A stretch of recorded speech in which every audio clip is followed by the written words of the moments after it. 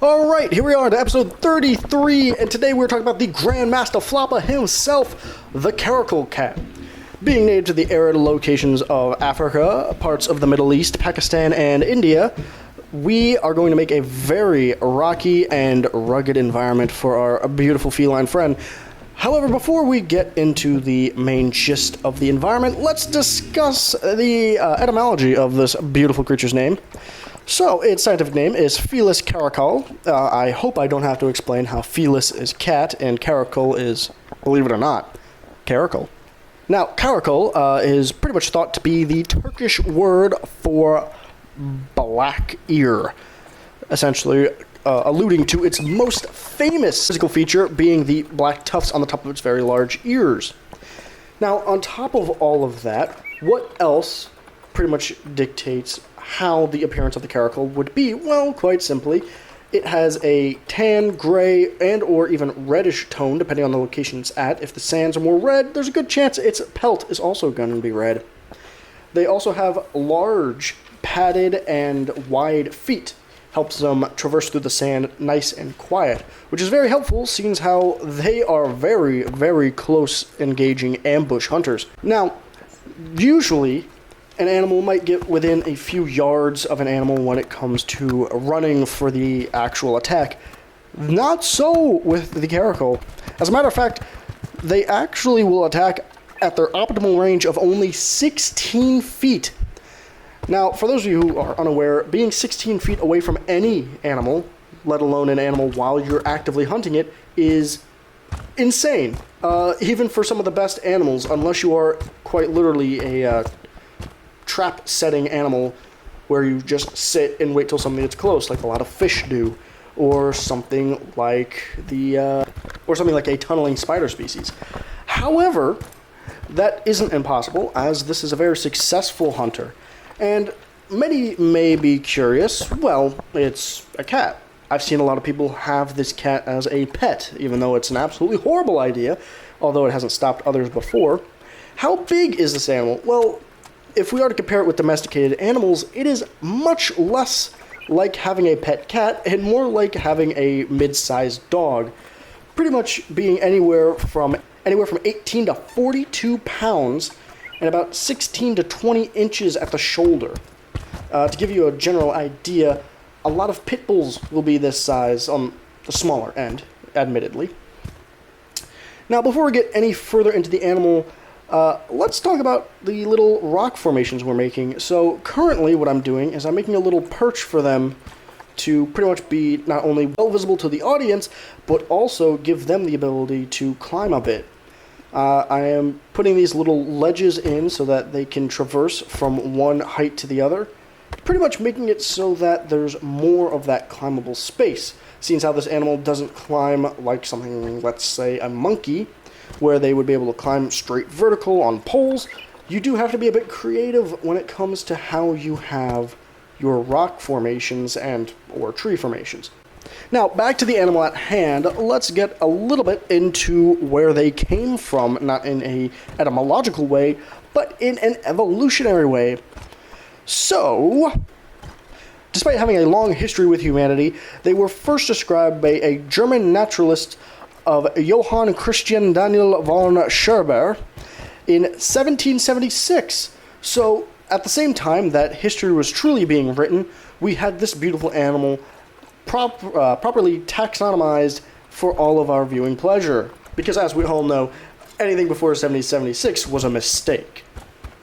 Anyway, so where did these animals come from? Well, we're not quite sure how they evolved or where they evolved. However, we do know their closest relatives, despite their opinions being similar to lynx, is inaccurate.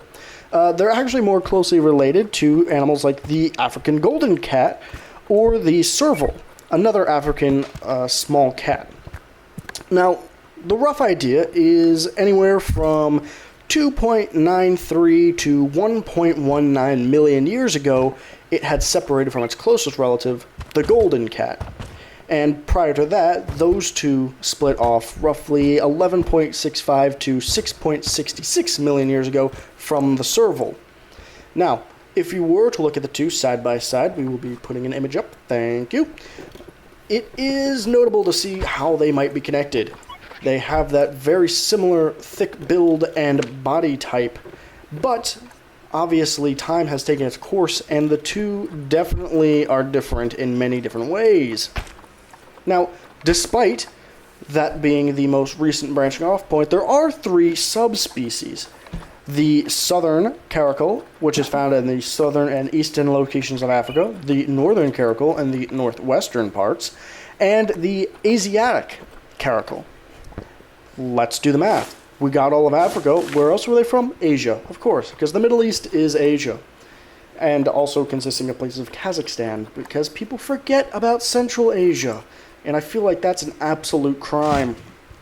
However, let's get a little bit back into the history of the animal. While we all know it from the memes, this animal had quite a bit of time to ruminate in the human experience. All the way back in the times of ancient Egypt, they were actually seen as holy creatures, more so than the domestic cat. Most likely the idea of them being cat worshippers came from the caracal and not so much the domesticated cat. However, it's up in the air because, well, we can't exactly ask the ancient Egyptians now, can we? However, caracals were found mummified in tombs and were even tamed. We can put an asterisk on that. Quite simply, they were used for hunting, and they had been used for a very long time. Now, you may be wondering, how do you teach a cat to hunt? Simple. Essentially, they were used the exact same way that hunting dogs are currently used, where they would run into the brush, kick up the birds, and either the hunter will get it or the caracal will get it. Either way, successful hunt. Now, on top of that, there are a few other little cultural impacts that the caracal has had. As a matter of fact, all throughout their native range, they've been absolutely adored as exotic pets. And even to this day, many have tried and, well, some have succeeded, but most of the time it is at the detriment of the animal itself. Quite simply, if it is not directly a domesticated animal, don't try to make it one. It's not going to work well for you. So, how popular were these domestic caracals? Oh, very. As a matter of fact, it was a massive point of trade throughout the Silk Road. As a matter of fact, the Muslim caliphates of the Middle East in the 13th to 14th century had traded them extensively all throughout the Old World in parts of Europe, both west and east, although it didn't really live too well further north in Eastern Europe. But a very popular place to send them was through the Silk Road, as I said, to the Yuan dynasty. It actually continued past the Yuan and into the Ming dynasty, which was a much bigger reason, and unfortunately we don't have time to get into the history of Chinese dynastic rule. However, to put it simply, it was very economically sustainable, even to this day, because, well, to put it simply, it's a beautiful species that has a very interesting hunting ability that makes it very fun to have, and that is its signature high jump. Being able to jump over 10 feet straight vertical to swipe birds out of the air. They are an absolute spectacle, and you may have seen the video of people pretty much tossing treats from a second-story balcony and this animal catching it.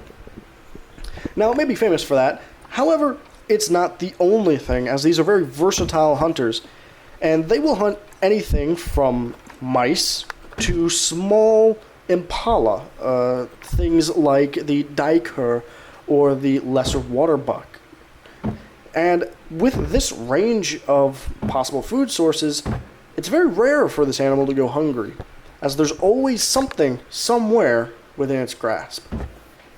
Now, one of the things it does use, in theory, to help it hunt is its ears, as that's, well, one of the theories, of course.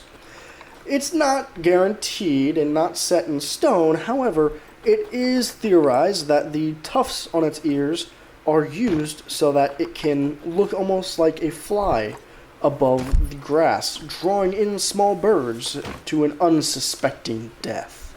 But that's not the only theory we have about it. Now, there is also the idea that it may be used to help keep flies out of its face, similar to the way that manes may be used on things like horses. And even possibly theorized that it was used to help them hear better. I don't quite understand how that would work, but it's a theory. However, the leading theory, and honestly, the one that makes the most sense to me, is its use for communication. As there have been times where you could see these tufts curl or pretty much flick to the sides, pretty much letting other caracals know pretty much how the animal is feeling and how safe they may be to be around or the location to be around. So on top of all of this, I've dumped a ton of information, and I do have one last little bit of historical information before we get into the modern information. Yeah, there's a lot in this one, and I'm kind of speeding through it, but I believe in you. You're a smart person, and if you need to, you can always slow this down. That's fine. So, you thought that their influence ended in the ancient era or even the medieval. No. As a matter of fact, in the age of exploration, when Britain had conquered all of India, there was a game that they ended up pretty much either finding or starting. It's kind of hard to tell because, old notes. Was it there before? Was it there when the Brits showed up? Don't know. But here's what we do know. It was a gambling game where they would put the Caracal into an arena with a ton of birds, usually pigeons, something easy to find and numerous. Quite simply, the audience would take bets to see just how many birds a single cat can catch. And, if you win, congrats, you get the pot. Something similar to, I could only assume, that money machine. You go into the pit, they fire all the money into the air, and how much ever you can catch is how much you win. It kind of seems like that, except with animals. And, I guess that's just how you entertained yourself back in the days of the British Raj. However, it did lead to the creation of a British saying, that being to put the cat amongst the pigeons. Essentially a term for starting something that is not going to be good. Putting a situation at hand that is going to be less than preferable, let's say. And I think we all know that guy that term pretty much appeals directly to. Looking at you, Steven.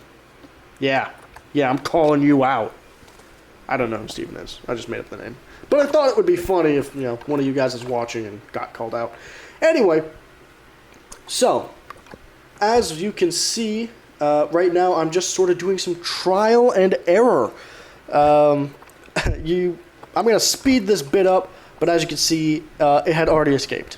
You have to be very, very careful with these animals because, well, quite simply, they did a very good job of implementing that 10-foot direct upward jump.